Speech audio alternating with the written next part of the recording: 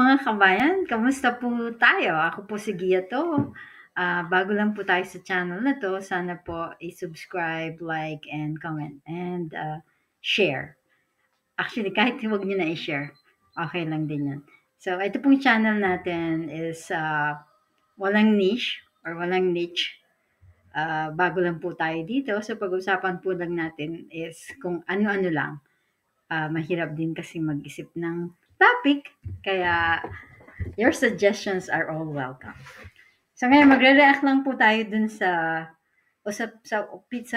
usapin or opinion. Magbibigay tayo ng opinion about dun sa bagong usapin na do we have as a kids, as children, do we have an obligation to our parents financially?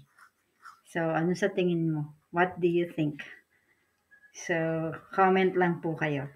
So ito lang po yung sa aking opinion. Sa akin pong palagay, depende kasi po yan sa mga magulang. So, pero tanungin ko lang muna kayo mga anak, sa mga bata. So, first up, masaya ba kayo sa buhay niyo ngayon? Do you enjoy your life right now? Napag-isip-isip niyo ba actually? So, masaya ako. Bakit ako nandito? So, we have to ask ourselves, no? So, actually, to be honest with you, that is kasalanan kasi ng mga magulang natin yan, di ba? Bakit tayo nandito? So, kailangan isipin din natin yan. So, kasi kung wala sila, so malamang, so uod ka pa din hanggang ngayon, di ba? So, pero totoo naman, tama naman yung mga sinasabi ng mga bata na okay, so hindi ko naman ginusto na lumabas dito sa mundo na 'to 'no. So, wala akong obligasyon sa aking mga parents, but they have a responsibility towards me.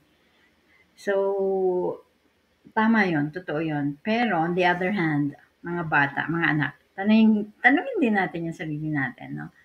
Ginusto ba ng mga magulang natin na ikaw 'yung lumabas sa mundo? We have to ask that question. So, yun yung mga tanong ko sa kabataan. Pero, sige, balikan natin yung sinasabi ko na depende talaga sa mga magulang kung obligasyon ng mga bata ang pag-abot or supportahan financially ang mga magulang. Talagang it depends on the parent. Nasa kanila yun eh. Kasi, una sa lahat, as a parent, we are responsible for the growth of our children. So, we need to provide for their food, clothing, education. We need to make sure that we're taking care of their health, physically and mentally. So, importante na they are mentally healthy. So, pero sa mga magulang din, kailangan alamin din natin, paano ba natin pinalaki yung mga anak natin? Did we teach them or like show them values? So, sinama ba natin sa pagpapalaki sa kanila yan? So, ano ba yung mga values? Yung mga uh, pagiging mapagbigay, mapagkumbaba, matulungin, marespeto. Kasi normally, kung ano yung nakikita ng mga bata sa mga magulang, ayun na nagiging ugali nila sa kanilang paglaki. At saka kung ano, paano natin sa kanila pinapakita itong mga values na to. So sabi nga, you don't teach a person to do things, but you show them how to do it. So kung ano yung nakikita, yun ang natututunan ng mga bata. So ang keyword dito is a show. So we have to ask ourselves, as a parent, how do we show our love to our kids, to our children? Kasi di ba yun nga matututunan nila. So we also have to ask ourselves, how do we show our love to our spouse or to our siblings, to our parents? So, how do we show how to talk to elders? Like we ourselves, how do we do that? And then we have to also ask ourselves, do we obey the law? How do we show, or how do we show them to obey the law?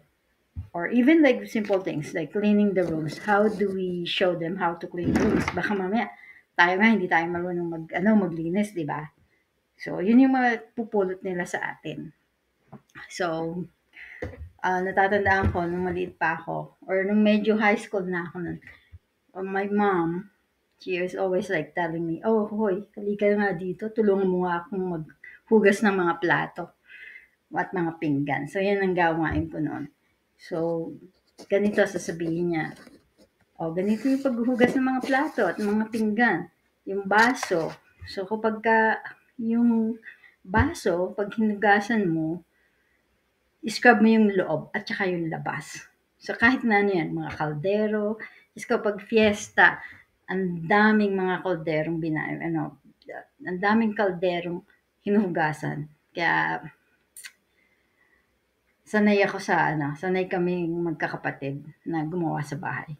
So, ganito yung sasabihin niya. Pag nag-rinse ka ng baso, scrub mo yung loob and labas. And then, pag ginanlawan mo, you have to make sure na yung tubig, dumadaloy siya dun smoothly dun sa surface ng baso. Kung hindi siya dumadaloy dun, ibig sabihin, yung pagkakahugas mo ng baso is hindi malinis. So, hindi siya ganun. Hindi siya, hindi siya clean pa. So, ganun yung sasabihin niya, oh, kailangan umaagos yung water pag inanlawan mo ng smoothly. Ganun siya. So, yun yung natutunan namin sa aming mga magulang kung paano uh, gumawa sa bahay. So, ayun, ganun ang nanay ko. Kung hindi siya malinis, papaulit niya sa amin yun. Sabihin niya, ulitin mo ulit yan kasi madumi pa yan. So, at tayo as magulang, so natutunan namin sa mga magulang namin yung mga bagay-bagay na nakaugalian namin hanggang ngayon na tumanda na kami. So, we as a parent talaga, we have a big role. So, sa pagpapalaki ng mga bata, sa kahinat na ng mga bata. So, alam niyo ako kasi meron akong I have an adopted boy na nasa college at nakapagtapos din ako ng mga pamangkin ko din sa kolehiyo. So, in the future, kung gusto nila akong tulungan, kapag uugod-ugod na ako, eh di thank you, nasa kanila na yun. Kung hindi naman, eh di okay lang din, hindi ko sila pipilitin. So, magpapasalamat na lang ako. Magpapasalamat ako kay Lord kasi um, binigyan nila ako ng ng pagkakataon na makatulong sa isang tao, 'di ba? So magpapasalamat tayo, ginamit tayo ni Lord to take care of a soul. So to take care of these kids. Yung iba nga eh 'di ba, ang dami nilang mga anak. So ang daming mga soul yung they took care of. So it's a privilege. So as a parent, yun na lang yun dapat yung iniisip natin na God has given us the opportunity to serve a soul or to save a soul. So again, so ulitin ko, so may obligasyon ba ang mga anak sa mga magulang? So sa aking opinion po ay depende po yan sa mga magulang.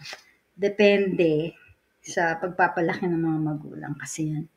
So as a parent, dapat kung tayo naman ay mag-isa na at tumanda na, we can also provide for ourselves. So tayo as a parent, dapat magsumikap din tayo. Matuto tayo magtabi para sa ating sarili so we can provide for ourselves. So kung meron tayong kailangan, meron tayong mahuhugot at hindi tayo dedepende sa ating mga anak. At kayo namang mga anak, ha? So magsumikap kayo sa pag-aaral ninyo. Make sure na maging successful kayo financially in the future. Ito ay para sa sarili nyo at para sa magiging pamilya mo. So, sa mga bata naman na nagsasabi na wala silang obligasyon sa mga magulang, tama naman din yun. May tama din naman kayo doon.